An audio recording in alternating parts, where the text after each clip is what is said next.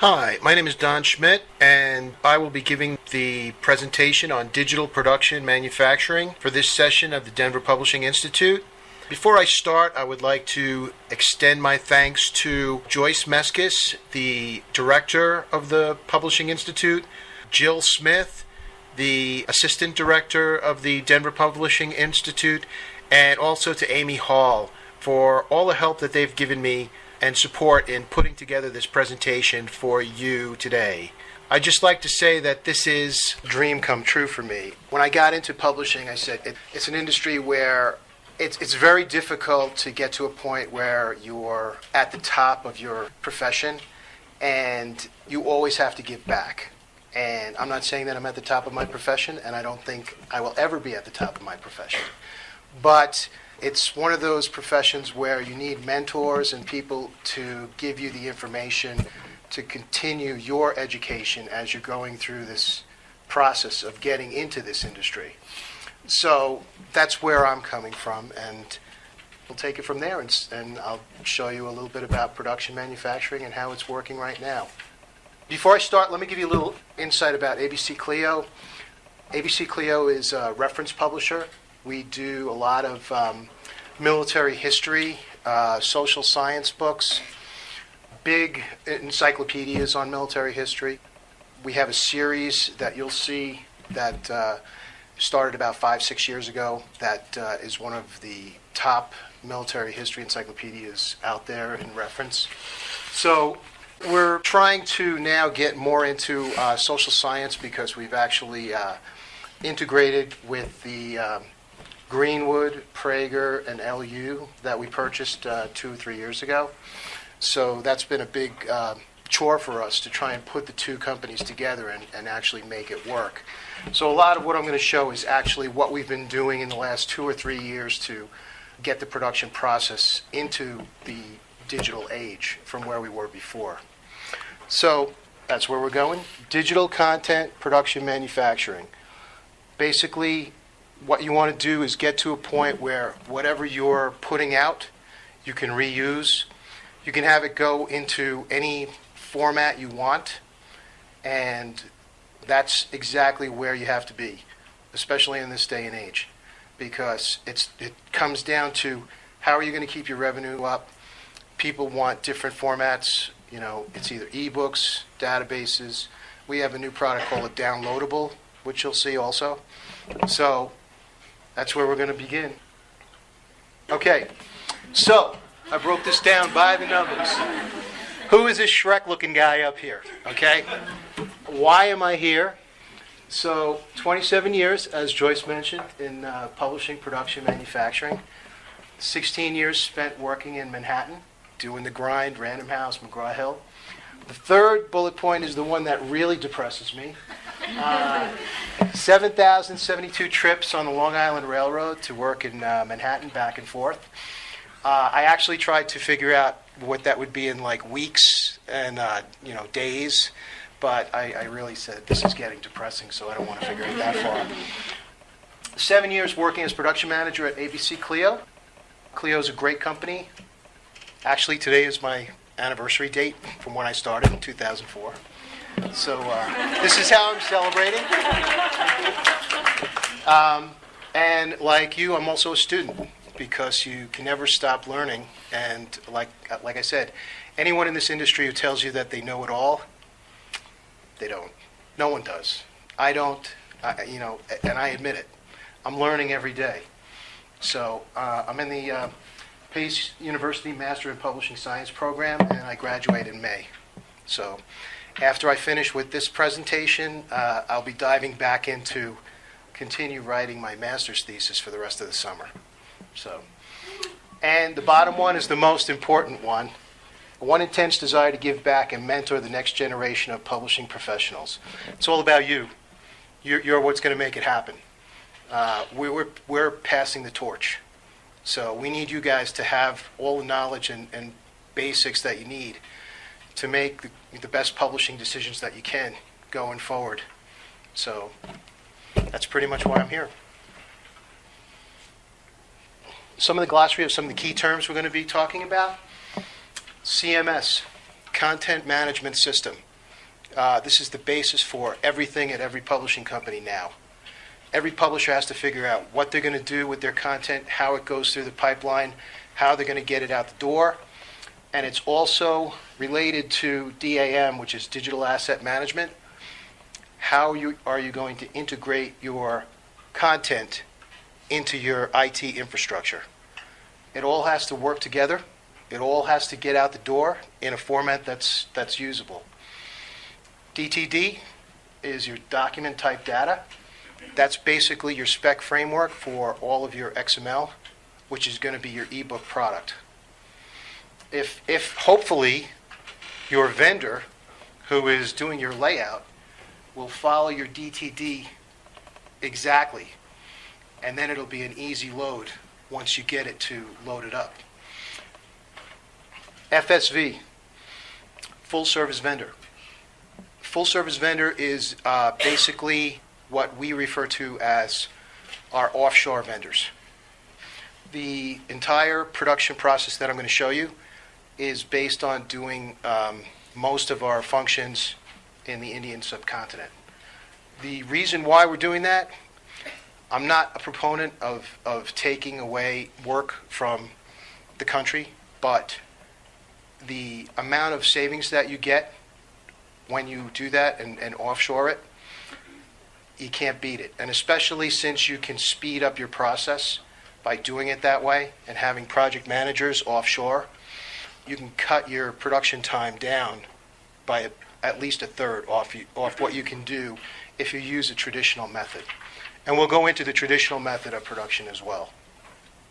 Metadata. Metadata are the tags. Basically, it's data about data in your XML. It's the call-outs of all the elements in your file. PCPS, production coordinator, production supervisor. These two terms are used interchangeably. We used to refer to our production people as production supervisors. Now we refer to them as production coordinators. Okay, POD is big. POD and digital print are basically where I'm going with my master's thesis. I think POD and digital print are actually the saving formats for the printed book. If you can have somebody order a book and they get it the next day, it's not going to be an instantaneous, hey, wow, where's my book, 2 hours after you order it, like if you get an ebook. But if you can get it the next day, that's pretty good.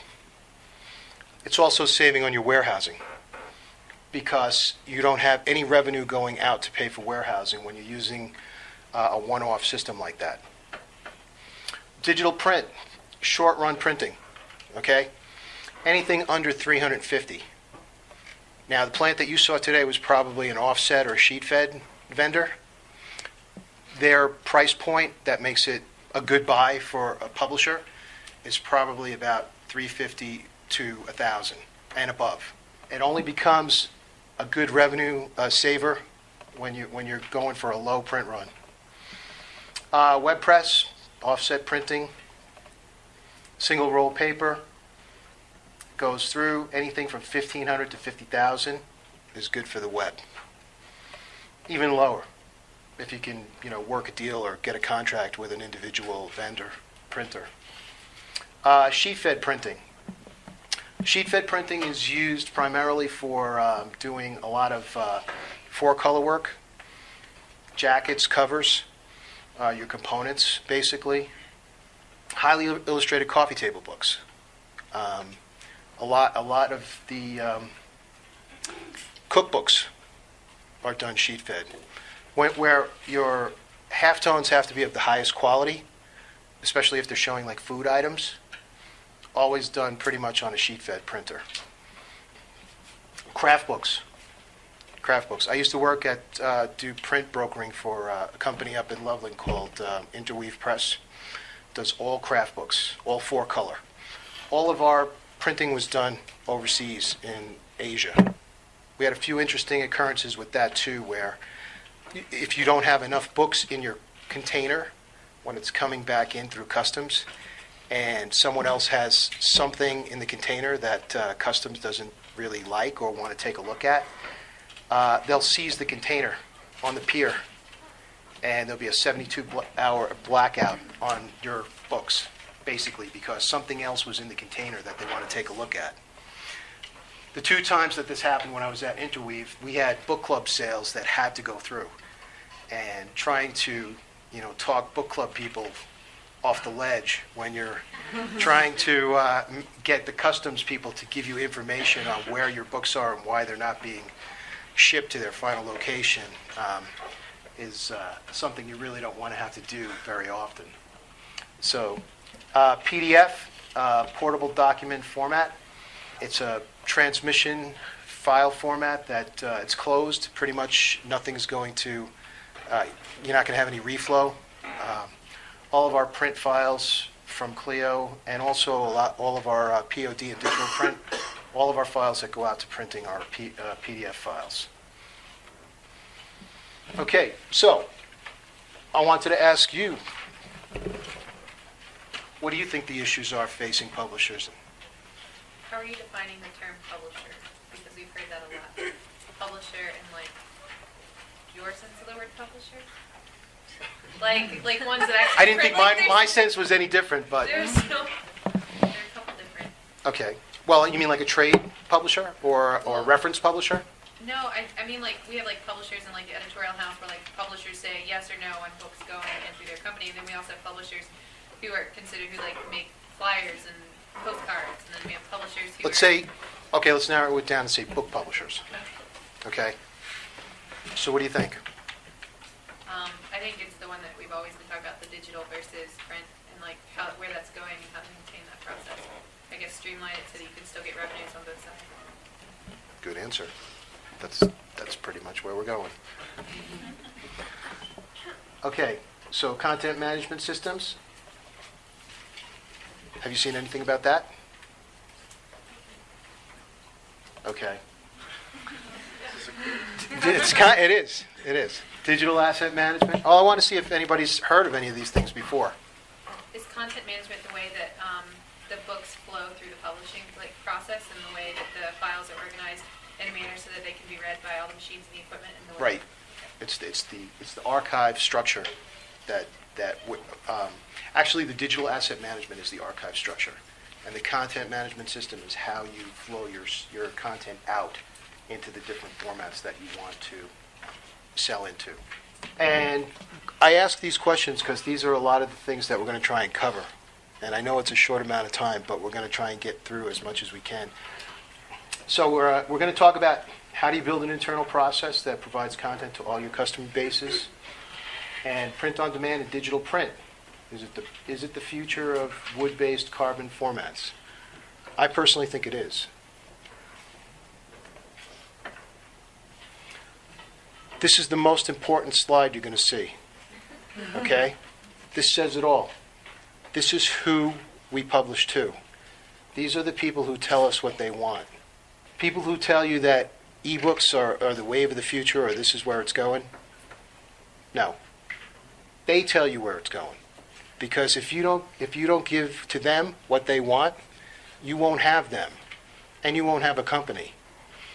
So the customer is where it goes. They choose the format. They choose what they want. All right, so content management. Having the ability to move content in various formats for product compilation and distribution. This is very important for a reference publisher especially, which our ABC Clio is. For a trade publisher, not so much, but sometimes you want to take a few different projects or books that a certain author has done and do a compilation and put them all together. So you have that ability using this setup. Integrating systems for transmission of content to vendors, consumers, authors, and marketing outlets. This basically comes down to how do you get your proofs out. When you're dealing with an author, when your marketing department wants bound galleys so they can do promotional mailings and get reviews on certain books. Your vendors, All of our transmissions are done via FTP site now. Most of the files are too big, with halftones included, to go through any kind of email process. Ability to have an archive with readily accessible content that is instantaneously searchable. Now, that's a big one, because if you can't find what you're looking for, you're wasting time. And we all know what time is, right? You got it. Formulating structured naming conventions through an automated loader that allows you to keep one universal set of files archived while loading files to distributors and inserting the stipulated naming and format conventions. That's a long-winded way of saying when you're working with a distributor, they tell you what the file's going to be named.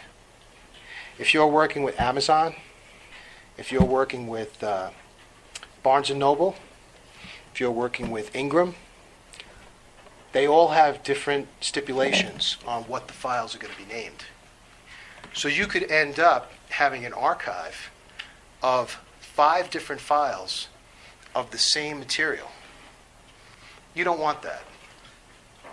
So that's why right now we're in the process of trying to figure out how do we develop something that's centralized that will just automatically, automated, send one file to all of them with the naming conventions that they want.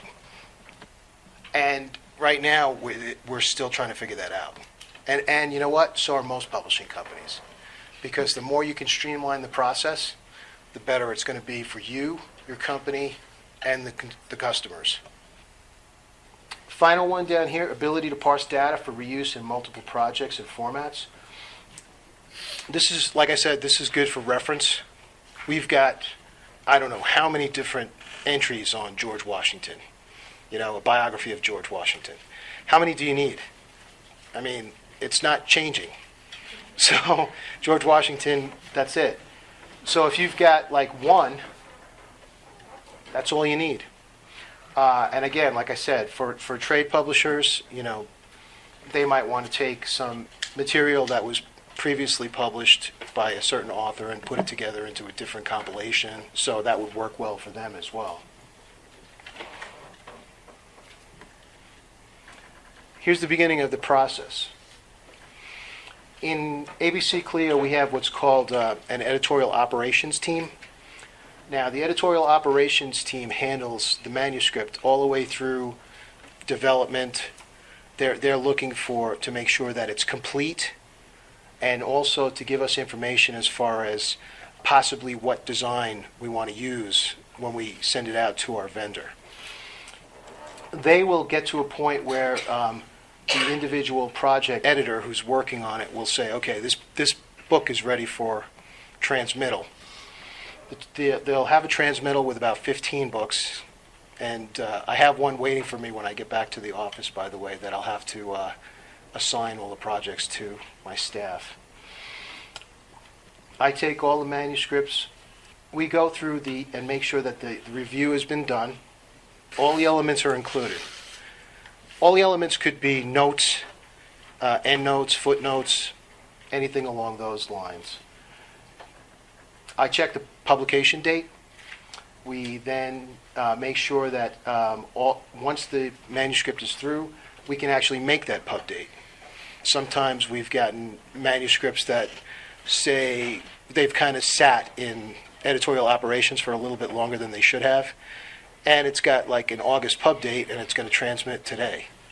So when that happens, it's got to be changed because you need at least a 3 to 4 month schedule to get it done. Design is formulated or modified based on a new or current design. We've been trying to get to a point where we're using design templates primarily. In reference publishing, it's not so much that people want to see a product that's like really well put together. Not like that it's not well put together, but it doesn't have to have a lot of the same elements of design that, say, a trade book would have, because people are actually looking at it for its aesthetic, look, Well, a reference book is more like we're trying to get information out to the public that they want to have. So in that case, we're basically using modified designs. I had one book on World War II a couple of years ago that I basically took the design from Tom Brokaw's book, The Greatest Generation, and just recycled it into my book. And it worked well. It looked great. Manuscript is sent to a freelance copy editor or a full-service vendor for initial copy editing. Now, the freelance copy editor, the production supervisors, when we originally were just ABC Clio, would handle the entire production process from start to finish. They would have to go and figure out exactly how much the project was going to cost. They would have to go out and get the copy editing done from a freelancer. They would have to check the copy editing, do the author relations back and forth with the author queries being answered.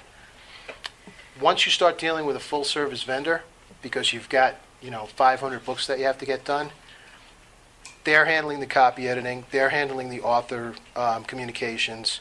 You're basically the one who's overseeing them to make sure that they stay on your schedule. So that's where there's a difference between the traditional method and the freelance, the full-service vendor method. Here's basically the first chart that gives you the flow all the way through. Now, for the most part, this is the actually the full-service vendor model. What you're trying to do is make sure that you stay on schedule. That's the biggest key to production work. Once you've got your costs down and you're already outsourced it, you're just trying to make sure that everything that happens on this chart happens within the prescribed amount of time that you've given to get it done. This is Clio's actual process right now on copy editing with full-service vendor. The freelance vendor or full-service vendor is going to do the copy editing based on the style guidelines provided with the manuscript. Okay, we use Chicago primarily as our basis for all of our copy editing. If a manuscript comes in and the author followed his own style, but it's consistent throughout in the manuscript, we will probably let it go because it's more cost advantage for us if we just go with what he did than have the copy editor go through and rip it apart and put it back together the way it really should have been based on Chicago. And then there are limits to that too, as long as it makes sense. That's our basic reality of how we put things through.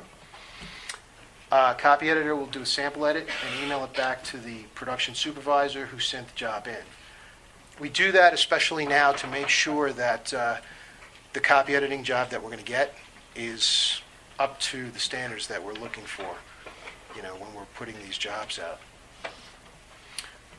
And as I said down here, sample gives the production supervisor the opportunity to view any problems before they get out of hand. Problems could be chapters not there, notes are missing, there are figure callouts for things that we never received from the author. Few of the things that we've actually had to deal with in the last few months. So I threw in this is actually a sample from our Encyclopedia of Religion that just came out. This is a good example too because later on you'll see this encyclopedia was the basis for a database that we are just releasing this week, which is a religion database. It's a good example of how we're reusing content. It comes out in the book, we parse it, we take the entries and then use them how we want in the database. Here's some of the breakdown of what's the difference between the traditional and the freelance services model. Traditional utilizes freelance services that are domestic based. Production supervisor is the one who goes out and figures out exactly what has to happen with that. Full service vendors. Now, we've actually contracted with like 3 vendors that we're using primarily. And Once you have the contract in place, that's pretty much, they're giving you the best pricing you can get. The production supervisor doesn't have to really do anything with doing a cost analysis prior to making sure that what we're actually spending on the job turns out to be what we contracted for. So that's where they really have to do due diligence on what's being worked on and what payments have to go out. Traditional method, production staff is in control. They're handling everything as far as communications, making sure that everything comes in on time, all the costs stay the same. Full service vendor model utilizes the vendor supplied project management to finalize the functions, and basically they're in control of everything while you're overseeing what they're doing. Cost differential. A full service vendor model has a much lower per page unit cost than the traditional model. It just comes down to numbers and money. Okay, author review. Copy edited manuscript is sent via email or downloaded from an FTP, which is a file transfer protocol site. They're very good for big files, and most of the files you're going to find in transfers and publishing are all big files, especially your cover and jackets when you have to send those out. So an FTP site is almost unnecessary for either a publisher or for the vendor on the other end, so that the publisher can load things up to their FTP site. The manuscript, or MS as we refer to it, sent to the author is normally a Word doc that has the track changes feature turned on. Doc is pass protected so that any changes or answers to queries will be readily visible and called out. The worst thing you want to see happen is an unpass protected Word doc go out to an author and then try and figure out what he did when it comes back. It's a mess. So one thing to always keep in mind. This is the workflow that goes from after copy editing through to the final files. And this is the one we're going to actually go through a little bit. What you've got here is, okay, the author finished the copy editing review with the track changes on. We know what he's done. We've got the design chosen, or templates. The manuscript is ready to go into layout. Once the manuscript is in layout, full service vendor begins the composition process, and they're using what's commonly referred to as a software program called 3B2, which is XML based. So once they start laying out the pages, they're also laying out your XML for your ebook. We're also now dealing with another company that's doing most of their layout in InDesign. And if you use InDesign, then you go into EPUB, which will give you your XML. And hopefully it's all based on your DTD, which could be the nightmare later on if it's not. We have an in-house media group that supplies us with all of our photos. They go out to Corbis, Bettman Archive, all of the big art houses, photo houses, and acquire all of our photos that go into our books. So while the FSV is getting ready to lay out the pages, they're also getting the photos from the media editor who hands them off to the production supervisor. Once the full service vendor has the media, they're going to output the pages. They're going to let us know that the pages are on the FTP site, ready to be mailed out to the author, or actually emailed. We don't actually send hard copy to anybody anymore. We've pretty much stopped doing a lot of shipping, and most of our process is electronic transfers. All of our authors pretty much are university professors, so we've kind of just made it that they can print it out off their university equipment, and do the corrections that they need to do. And then if they have the ability to scan the pages once they've corrected them, that's even better, because they can send us a PDF back as scanned corrected pages. So at the same time that the page proofs are out with the author and the proofreader being checked, they go out to the indexer. Now, we also have this contractual agreement with a lot of our authors that they can do their own index. So if they decide that they want to take on that function and do the index as well when they get their page proofs, they're allowed to do that. All of this is all taking place within a specified amount of time. Full service vendor compiles the author and proofer corrections into one set, and the index is added to the final set of revised pages. The revised pages come back to the production coordinator, production supervisor, and they're checked against the original corrections just to make sure that everything's been done. At that point, you are at the end of your process, but that's the end of the full service vendor process, and then the content management process begins, because they've finished up with their files, and now you've got XML based on their 3B2 layout program that they used. You've got print PDFs that can go out to your web printer, offset printer. You've got your PDFs for your the same ones that were used for your print that can also go out to POD or digital print as well. Every one of our titles that goes to press also gets set up as an ebook. I mean a POD at the same time, so that if we ever get smaller orders, or if the reprint cycle that we're expecting doesn't come through, we can do short run or one-offs as we get orders coming through. My staff, I have 2 people that are actually my ebook team. They take the XML files that they get in from the full service vendor. They do a review in a what's called X-Checker. They load it up, they look at, they check the links, they check that the index goes back to the page that it's supposed to, and that the table of contents, everything checks out with that linking to where it's supposed to.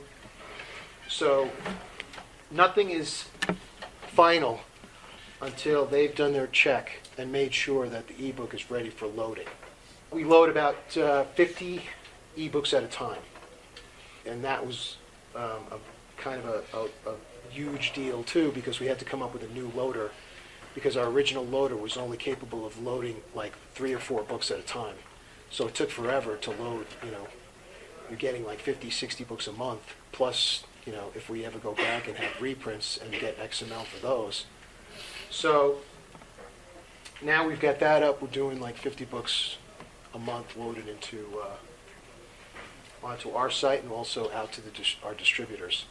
Apparently, what I've just heard recently is that we have one of the largest contingents of ebooks on Amazon right now, like a huge amount, because we had a big backlist from the Greenwood Prager. They were they had a total backlist of like 50,000 titles, and I believe like at least 25,000 are in POD and also set up for ebooks.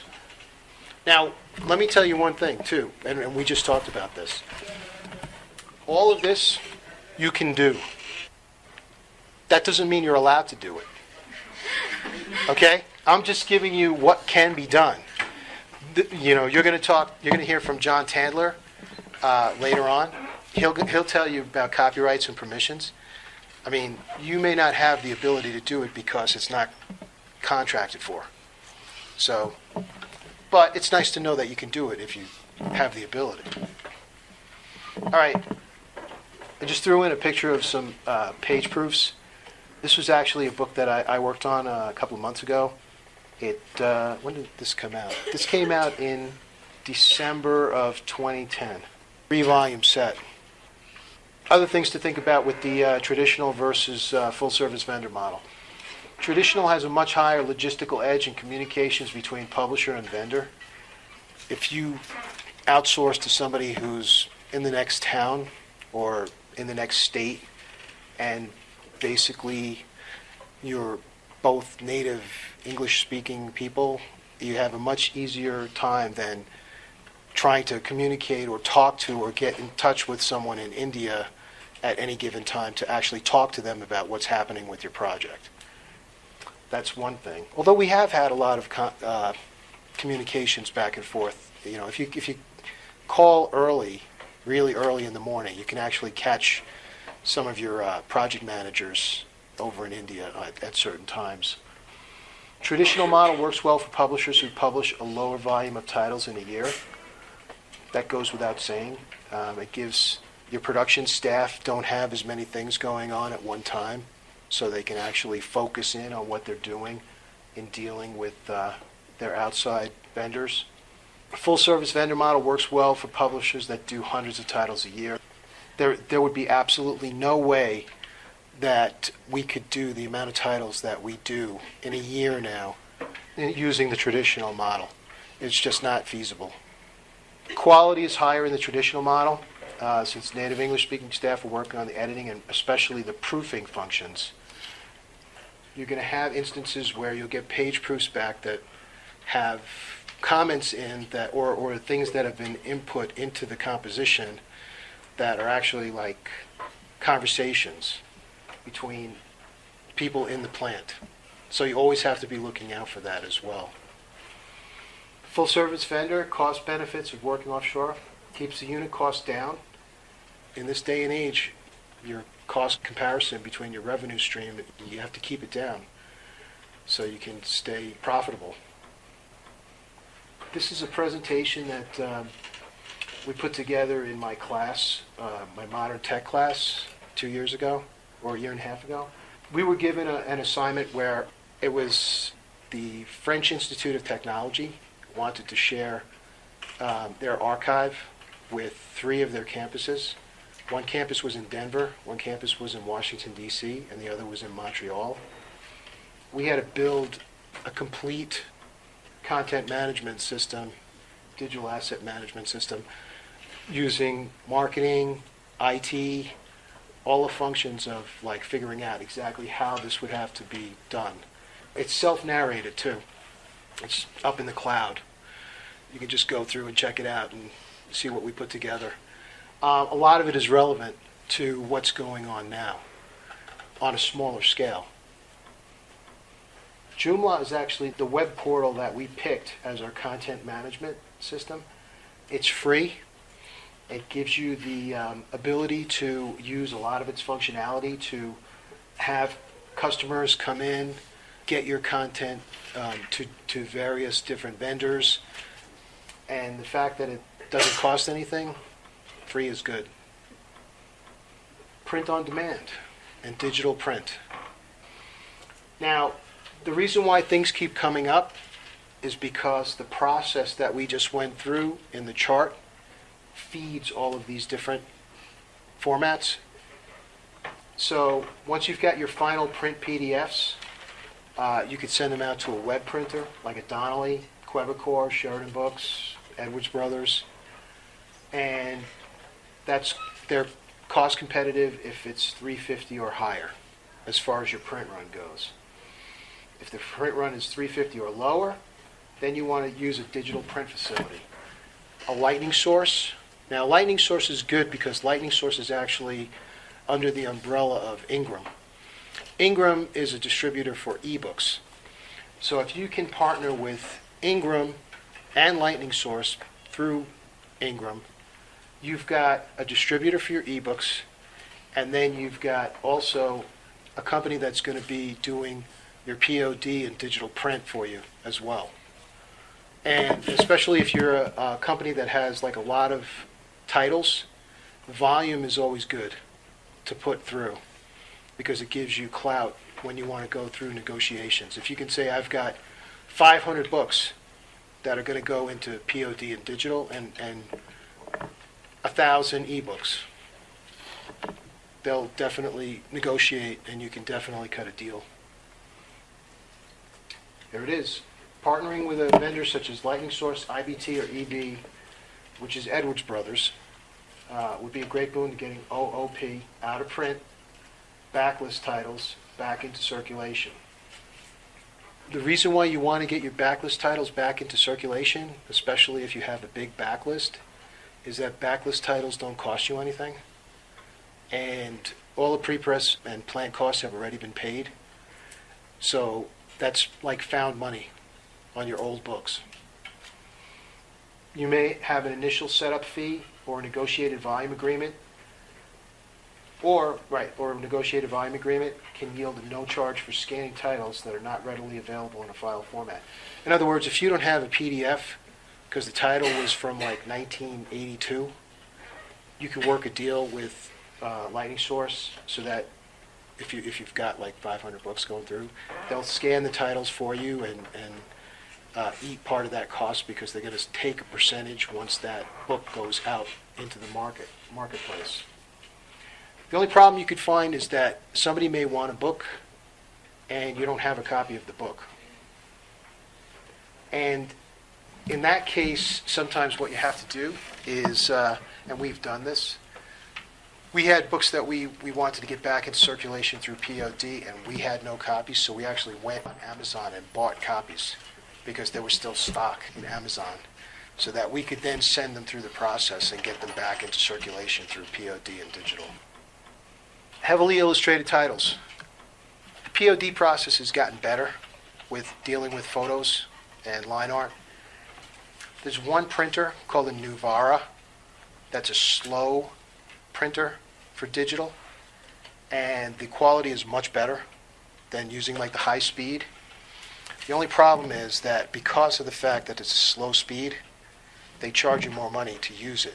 So basically it's a wash on your POD. But if you just have content that you want to get back into circulation, that's the way to go. Here's where we can figure out exactly how we can set this up for our content management and digital asset management. We've got files from the freelance vendor that are laid out by the offshore vendor. In the middle, you've got your archive, which is either a Blade server or cloud server. Print PDFs, XML files are stored for all projects that go through the production process. This is the most important part. Whatever IT infrastructure you choose should be upgradable and scalable.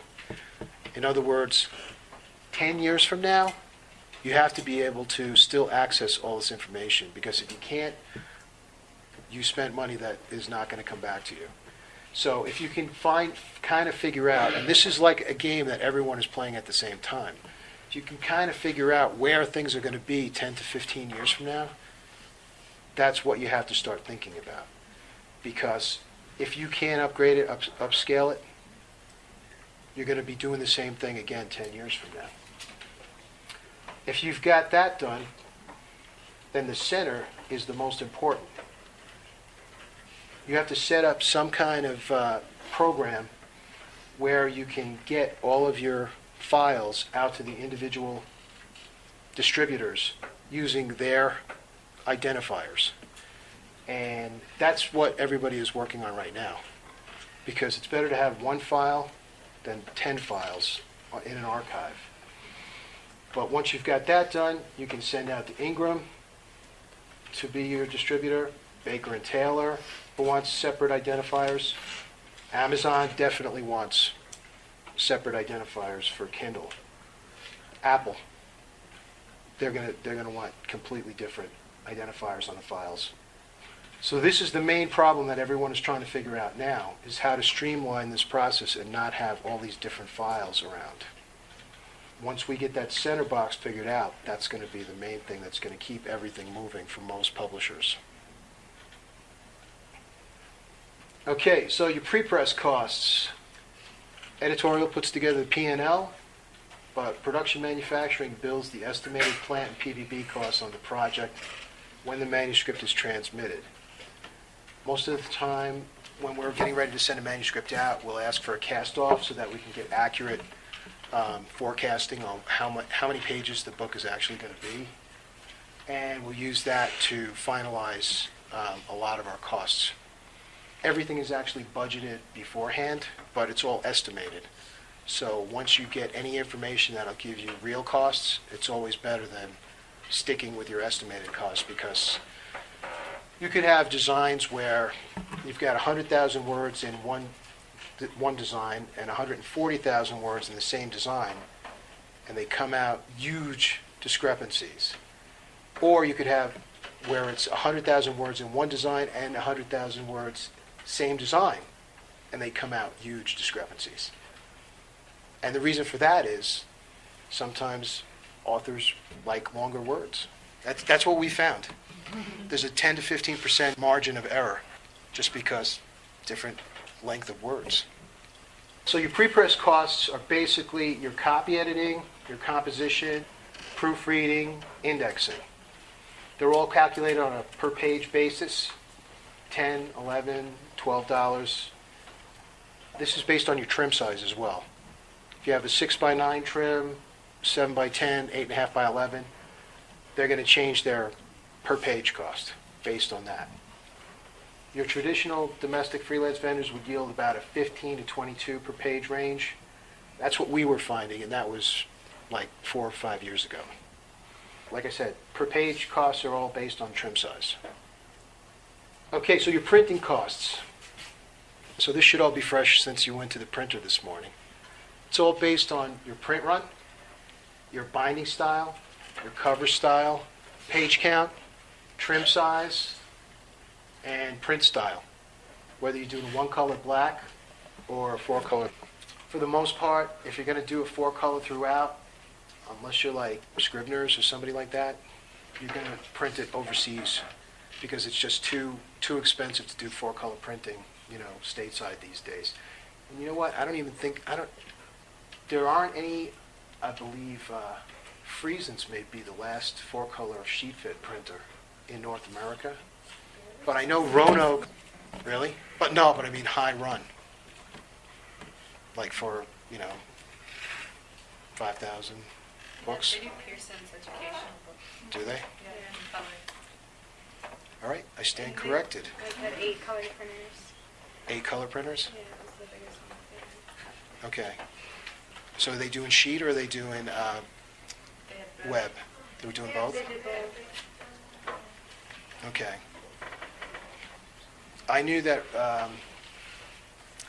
Roanoke, R. Donnelly Roanoke, was a big web 4-color printer. And I think that was like the biggest one. They were handling like all of the magazines for like Time and, years ago. So. I think they just bought those 3 years ago. He was talking about their presentation earlier. He has Okay. a IBM something other mix, and that's the sheet fed where it's like sheets this big going in. And Right. then there's also the ones, they have another color digital one that's alphabet roll that gets Right. fed in. And then they also have the traditional plate. Okay. Well, in my defense, ABC Clio only does 1-color books. You always have to do your estimates on multiple vendors just to see what you're going to get. It's always the best thing to do. And you don't always have to go with the one that gives you the best pricing because there might be other factors involved. Could be like schedule, could be quality. I mean, if you've had a bad experience with somebody in the recent past, you're not going to give them another job like right away. Total print cost combined with the prepress cost will give you your total unit cost to produce one book. You want to keep that as low as possible, and so your revenue is going to offset that as quickly as possible. Total unit cost is a good predictor of how many books you need to sell for the project to break even. Quicker is better. Schedule is based on the revenue concerns of the company. In our operations, we've seen that a small single volume, 1 color, should take about 22 to 26 weeks from transmittal to bound book, based on whatever your word count is. A 2-volume set takes about 30 to 33 weeks to finalize. And a large multi-volume, like one of the 5-volume military history encyclopedias that we do, should take about 34 to 36 weeks. We've built in a 4 to 5 week manufacturing cycle in each one of these. So if you took 4 to 5 weeks off, you could figure that would be what your prepress would be to get to that point. Things to remember. Production manufacturing. Whatever's going to go wrong, it will go wrong, and it will go wrong 10 times worse than you expect. Okay? That's me. I'm saying this. How you deal with the adversity, that's what sets you apart as a production manufacturing professional. Keys: flexibility, speed of reaction, cost containment, vendor communications. Final one is the big one. Always admit the mistake, if yours, and move on. Okay? And they're going to happen. They happen all the time. Right now I've got 3 problem titles that are going through. We had a full-service vendor that had reflow on content that didn't go back and redo the index. So we've got an index with entries that don't match up with the page numbers. The book is printed and bound and already out. Who do you think's going to make this up as far as who's going to redo it? No. They are. Because when you contract with someone and they give you a subpar job, especially when they are supposed to be checking things, because it's a full service contract, they're supposed to check that index before they pass it over to you. Now, same thing happened. 2 different vendors, exact same time. I've got 2 books like that going through that are being redone at the vendor's expense. We have another one. This one's different though. Cover. We have a cover where production gave the final okay on the cover, and when the outside designer was handing the proofs or the cover files off, they decided to change something before they gave it over, and it's got a typo. So we've got a typo on the spine of one of our books, but it happened after we had already approved the files. So things like that are going to happen. It always happens. You can't get upset about it. That's production manufacturing. Were you all planning on going into production, by the way? Is that the... Really? Hey, you know what? It's very rewarding if you like to troubleshoot. You know, if you're a born troubleshooter, you'll love it. Because that's what your job is. Like I said, whatever's going to go wrong will go wrong. And the fact that you're at the end, no matter whether it went wrong somewhere else, you're the one who's going to be holding the bag at the end because you were the last person to touch it before it went out. I always look at it like we're the thin blue line of production. It's up to us to make it right before it leaves and goes out to the printer. Here's a good personal story for you. I was at Van Nostrand Reinhold, 1990. I paged a project. I sent it to press. Everything was fine. Book's printed and bound. 5,000 run. Paging is off.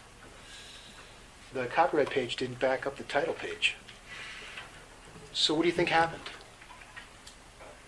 No, on your front matter, your title page and your copyright page have to. The copyright page has to be right on the back of the title page. Called into the big boss office. Okay? JC, is this ever going to happen again? DS. Now who's DS? That's me, right? No, sir, this will never happen again. JC, I could do something to discipline you, but you're beating yourself up enough from what I see that I can't do anything else. So don't let this happen again. People make mistakes. It's how you and your staff react that sets the good production manufacturing people into a class all their own. This was one of my mentors way back when. He could have like fired me. I mean, it was a 5,000 run that we had to redo because I blew it on paging. Okay? That's the bad story. Here's a different story. A totally different story. So, we're working on this book back in 2000, and Mr. Milbank decides that he's not going to turn in the last chapter of the book until the election is over. So we send the book to press October 2000, figuring that, and R. Donnelly was the printer, figuring that They'll just, take the last chapter, put it in, we'll be fine. You know what happened? Can anyone tell me what happened with this? Did they bind it without the last chapter? What's that? Did they bind it without the last chapter? No. No, we couldn't. A month. Oh, yeah. This election was not decided until December 12th. Okay, when the Supreme Court decided to stop the recount. We got the last chapter a week later. We saw simultaneous blues on this, and this book was actually in the warehouse on December 28th, 2000. It was the first book on the election that was out. Unfortunately, it was not the best book on the election that was out, but we did our part to get it out. World History Encyclopedia. Monster. 4 million words, 4,000 entries. Started this, 2002, I believe. They started on the development. They signed it and decided what they were going to do. They signed up 2 editors to be the series editors, and then the editors had to go out and get contributors. My role in this was, back in 2006, 2007, I had to start the copy editing process because they weren't all going to come in to get done at the same time. So we had to have this rolling editing process going. There wasn't a lot of scholarship in certain areas of history, and the company did not want this to be like a Eurocentric encyclopedia of the world.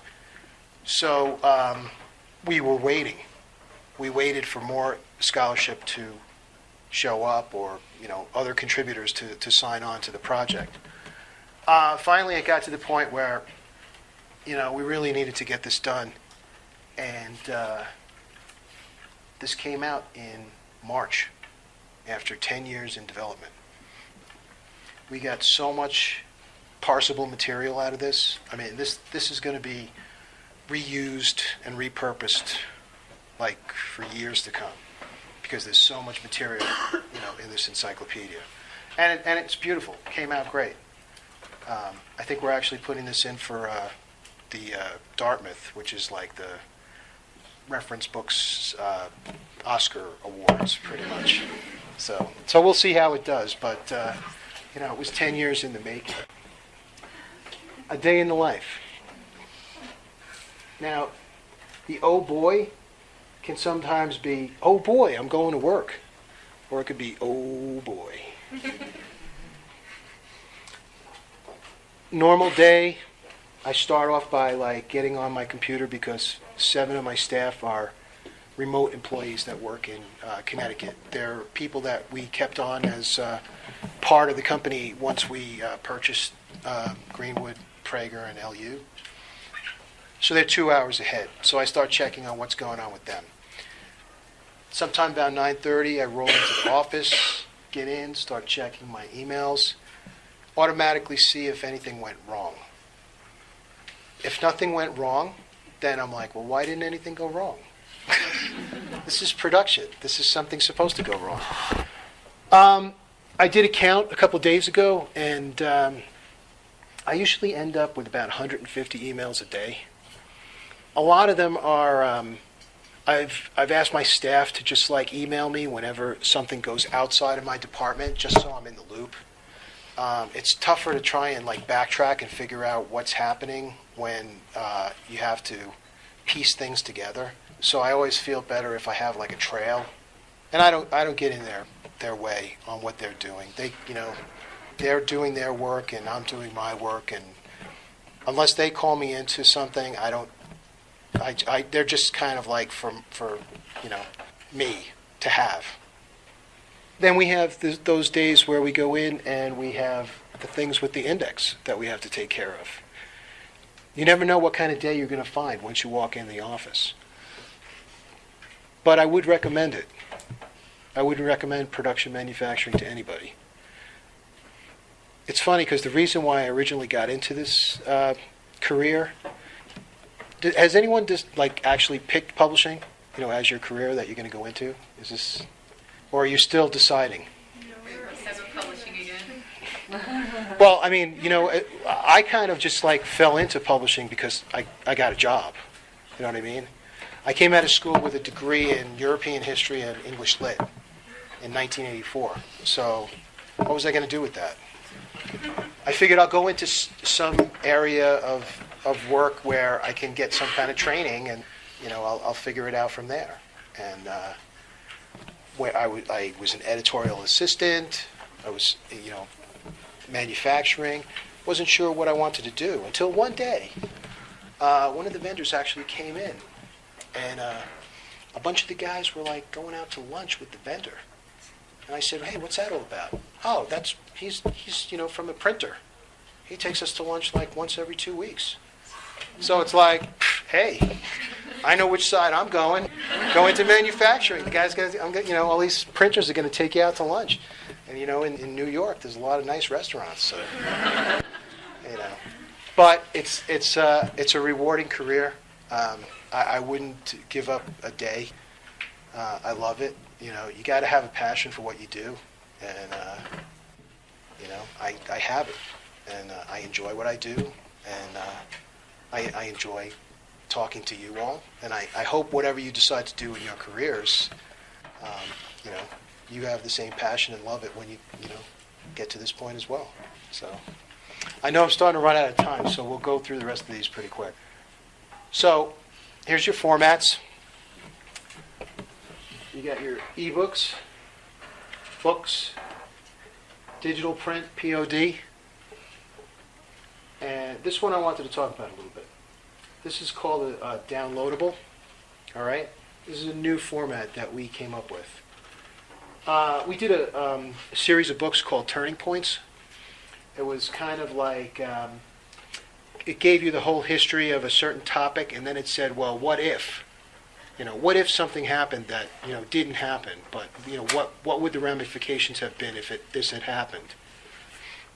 Well, we took those books and we decided that, hey, maybe we can have a spin-off product come out of this. And that was where this came from. This is like a 30-page PDF that teachers download. They can, it's $5. They can copy it. They can give it out to their students. But that was one of the reuse projects that we used, that we took all this content from this series and made about 30 of these. I wish I could report that it's like doing great as far as sales go, but not every new idea is going to do great in the marketplace. So, but see, we're thinking out of the box. Okay, World War I. That's one of the signature encyclopedias. I was a production coordinator on all of these. That was like one of the first ones we did in the military history series. We started out doing 2 separate encyclopedias that were both 5 volumes each. One was a student version, one was an academic version. We've since merged them into one. We took the best elements of each design and put them into one. That was a Russo winner, which is the reference equivalent of the Emmy instead of the Oscar this time. Let me quick talk about this one, Hurricanes book. Getting ready to send this to press, and it's hurricane season. It's August, and I'm watching this storm coming across the Gulf. And I'm all of a sudden this storm is in the Gulf and it becomes a 5, class 5. And I said, hey, there's only been like 2 class 5 storms that have like hit land. So this is like a historical monumental event. So I contacted the owner of the company and I said, hey, we have to stop. We have to hold on to this book. We can't send it out yet because we've got something going on here that's going to be unbelievable. Sure enough, it was Katrina. And we held on to this book. We didn't send it to press. We had the author put in an epilogue, and the author was actually in Mississippi and lost his house in Katrina. The funniest thing is when you talk to an author who is really happy about his house being destroyed because, he's doing a book on hurricanes, and it's like, oh, isn't it great? We got to get this in the book. I'm like, okay, yeah. You're the one living in the dorm. I don't know. As far as the ebooks go, Kindle 2, iPad 2, and the Nook. And I heard there was a new reader that came out yesterday. Does anybody? The Kobo's been out for a while with Borders, and there's also the Sony e-reader. What came out yesterday? So, yeah, the Google Reader. That's right, the Google Reader. What is it called? iGoogle? That's a good name for it. Okay, here's one of our databases. It's not all that clear. I had to pull it from another presentation, but this is also to give you some insights into that religion encyclopedia that I showed you. This is where all of this content went as well, and this is a brand new database that's just going to come out. There's the downloadables. There's a 2-page spread. Okay, there's the digital short-run printing. Okay, big losers. Hey, I took all these myself, by the way. No copyright infringement on these pictures. The funny thing, when I went to take that picture at Borders, that one was actually open, which I couldn't believe.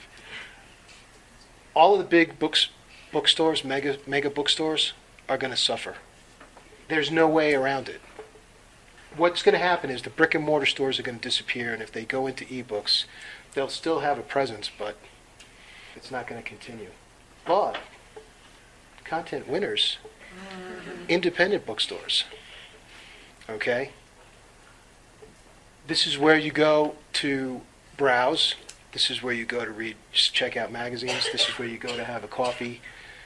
This is where you go to find books that are going to be hard to find. We're basically turning the clock back 35 years. That's how I see it. This is going to be the winners and losers. And that's me. That's the end. And that's Fiona. No, that's Susan. She doesn't like when I say that, though. So if you have any questions... Shrek and Fiona, get it? Yeah, I always say that. And then she's like, well, that means I'm Fiona. So... But that's on the top of the Space Needle at Memorial Day weekend. So if you have any questions, anything at all, send me an email. I'll answer any questions. There's my LinkedIn. There's my PACE email. Can we ask questions now? Yeah, sure. I don't know. Do we have enough time? We have just a very few minutes. We've got to be back at 3 o'clock. Okay. Okay, so my quick question is, with your full-service vendors and with Ingram, when you give them your files and they make the ebook files, now, do they come back with hyperlinks, or is that what your staff do? Do they do the hyperlinks and forward them out so they can send them out to Amazon and send them out to Barnes & Noble? Because they both take different formats. Hyperlinks are all done prior to when we send them out. So, they're already done before you send them to, the full-service vendors and everything like that? So No, they're done when they come back. What, that ebook team that does the checks? Yeah. They do them all, or they just check them? They check them. Okay. So it's already built in, so when it comes back, that's why they're using that 3B2. Okay. When it comes back, it should be all set. So they have to check them to make sure that all the links match up. So I guess I'm a little surprised that you still use PDFs, in the sense that they're just very large. They require a lot of space. They're kind of slow to load. And just in my experience using PDFs to print documents, and I'm wondering, is this just like a product of the fact that you haven't gotten like a universal file that kind of combines the XML with the PDF, or is it, are PDFs really... you mean for ebooks or for print? Yeah, I guess for print. Well, for print, it's a pretty secure file format. So you're not going to get any reflow, and they're still good until Adobe comes up with something, different. And pretty much Adobe is the pace setter in that arena. And they have actually upgraded the PDFs themselves. They're searchable now. You can go in, you can pull text. So they're actually making the functionality of the PDF itself more usable for the end user. Oh, go ahead. You mentioned the cloud, and I was wondering if you find that a lot of big publishers are going to cloud storage for their data management, or if there's still sort of some reticence since it's a new system, like security concerns or anything like that? No, that's a good question. The cloud is probably where everyone is headed, okay?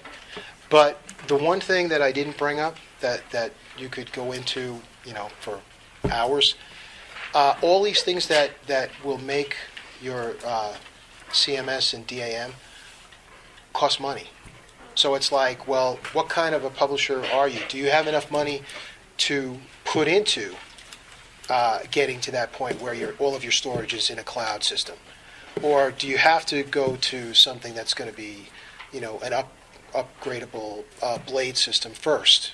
As long as you can do something and have people in your organization that can plan far enough ahead so that if you have to go to a stopgap system before you can get to that higher system, that you're going to be able to just move into it easily without any problems.